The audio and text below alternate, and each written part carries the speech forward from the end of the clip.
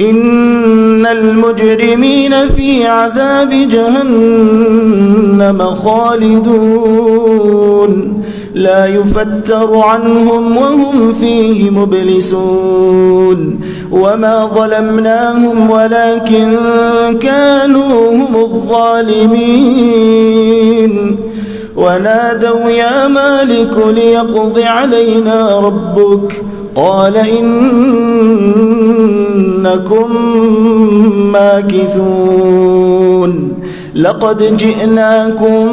بالحق ولكن أكثركم للحق كارهون أم أبرموا أمرا فإنا مبرمون أم يحسبون أنا لا نسمع سرهم ونجواهم بلى ورسلنا لديهم يكتبون قل إن كان للرحمن ولد فأنا أول العابدين سبحان رب السماوات والأرض رب العرش عما يصفون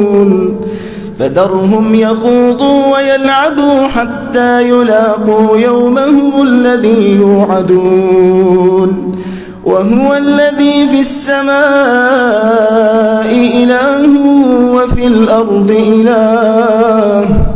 وهو الحكيم العليم وتبارك الذي له ملك السماوات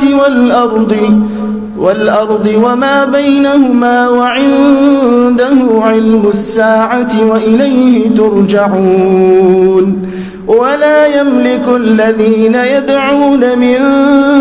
دونه الشفاعة إلا من شهد بالحق وهم يعلمون ولئن سألتهم من خلقهم ليقولن الله فأنى يؤفكون وقيله يا رب إن هؤلاء قوم لا يؤمنون فاصفح عنهم وقل سلام